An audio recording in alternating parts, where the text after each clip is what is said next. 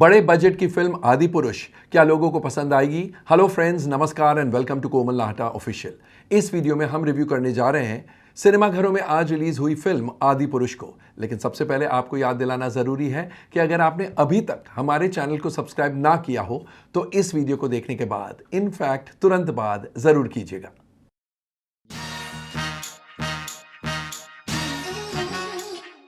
इस फिल्म की कहानी रामायण के उस अध्याय के बारे में है जहां पर राम, सीता और लक्ष्मण वन में हैं, वनवास काट रहे हैं और सीता हरण हो जाता है। रावण सीता को उठाकर लेके जाते हैं और कैसे राम और वानरों की सेना सीता को बचा के लाते हैं।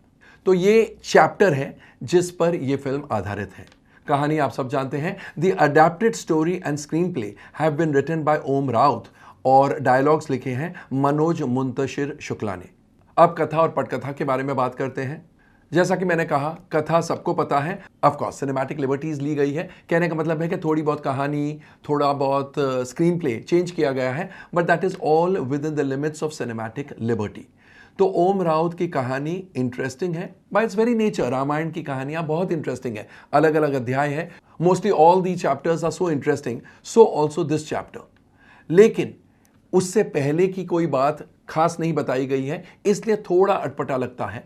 But having said that, screen play में वो ड्रामा, मेलोड्रामा, इमोशंस, वो सब फीलिंग वो क्रिएट नहीं कर पाए हैं ओम राउत। कहने का मतलब है कि एक फ्लैट तरीके से नरेशन चलता है।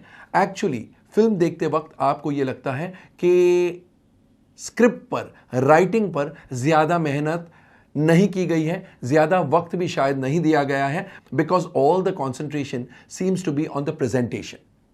कहने का मतलब है कि visual effects, computer graphics, presentation, ये सब बहुत मेहनत वाले लगते हैं, लेकिन स्क्रिप्ट जो फिल्म की बैकबोन होती है उस पर बहुत ज्यादा मेहनत नहीं की गई है, ऐसा लगता है। That means the writing is not very good. सबसे पहली बात तो ये कि इस प्रकार की कहानी में, ये ह्यूमन ड्रामा है, रामायण की कहानी मतलब very very good human drama. उस कहानी में अगर आपका दिल नहीं भरा है, आपको रोना नहीं आए, आखिर हस्बैंड वाइफ सेपरेट हो गए हैं, वाइफ बैठी है इस ताक में कि मेरे हस्बैंड आके मुझे लेकर जाएंगे, एंड हस्बैंड पर क्या बीत रही है, यानी राम उर्फ राघव पर क्या बीत रही है, जानकी उर्फ सीता पर क्या बीत रही है, वो आप सोच सकते हैं।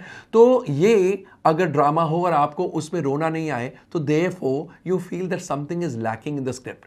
ऑल्सो लाइट मोमेंट्स भी नहीं है, और जो एक दो लाइट मोमेंट्स है वो भी इतने आउट ऑफ सिंक है कि आपको लगता है उस जमाने में इस प्रकार के लाइट मोमेंट्स का क्या काम।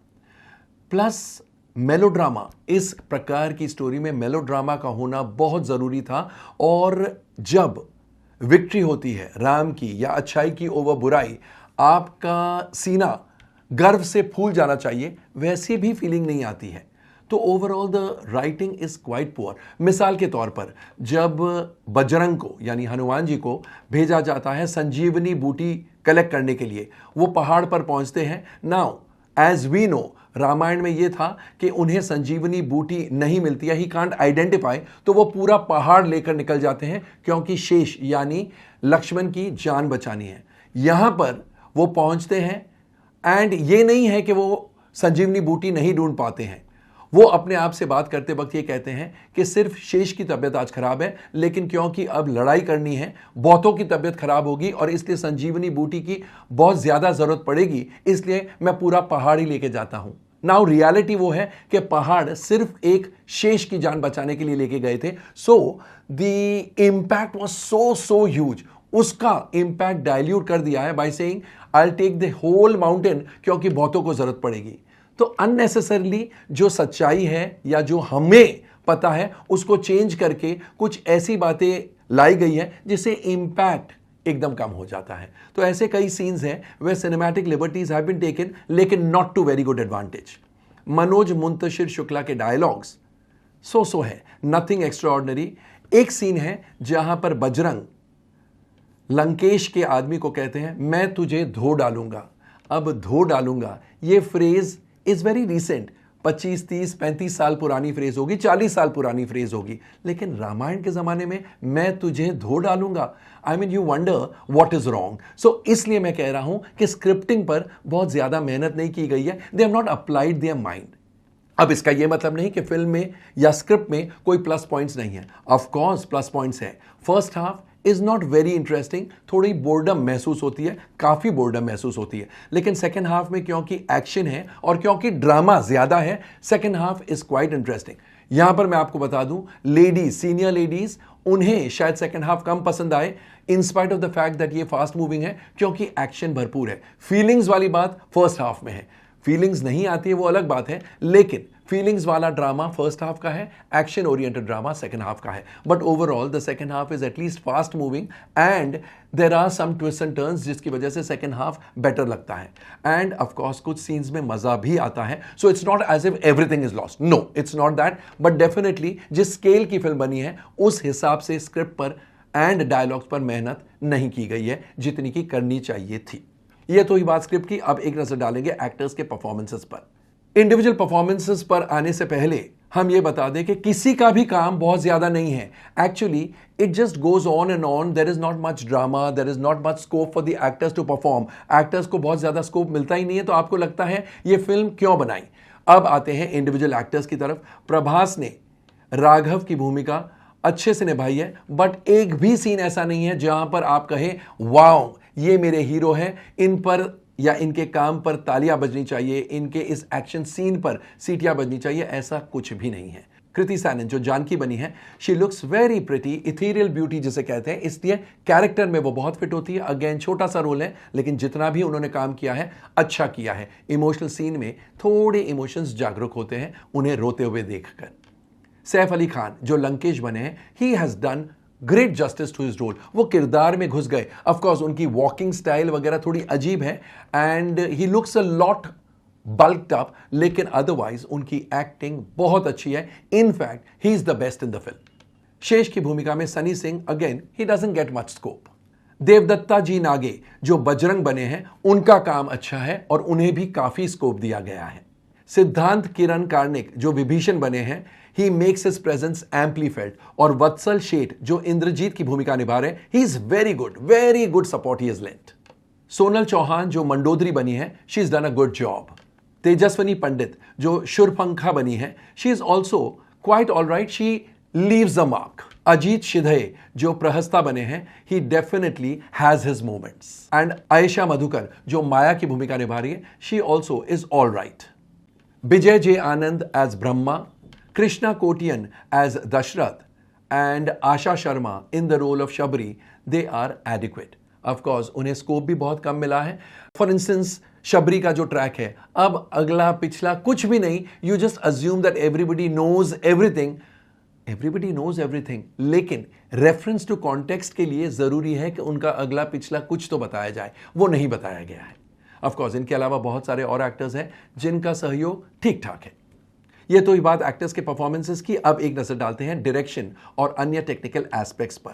ओम राउत के निर्देशन में यह फिल्म बनी है एंड क्योंकि ये ह्यूमन ड्रामा है, लेकिन ह्यूमन इमोशंस ओम राउत जागरूक नहीं कर पाए हैं, therefore his direction is found lacking. लेकिन साथ में ये कहना पड़ेगा that it's a bold attempt by him which needs to be lauded, क्योंकि उन्होंने मेकिंग में, विजुअल इफेक्ट्स में, कंप्यूटर ग्राफिक्स में बड़ी मेहनत की है और वो मेहनत डेफिनेटली रंग लाएगी। फिल्म में संगीत अजय अतुल का है with one song Ram Siya Ram by Sachet परंपरा।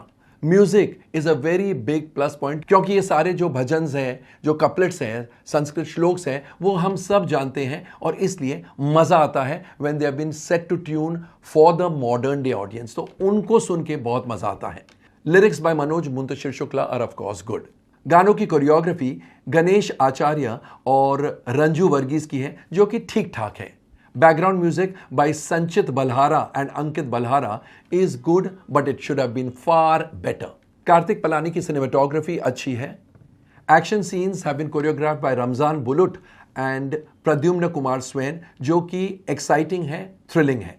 प्रिया सुहास और निशांत जोगदंड की प्रोडक्शन डिजाइनिंग अच्छे स्टैंडर्ड की लगती है और आशीष माथरे और अपूर्व मोतीवाले सहाय की एडिटिंग इससे बेहतर हो सकती थी।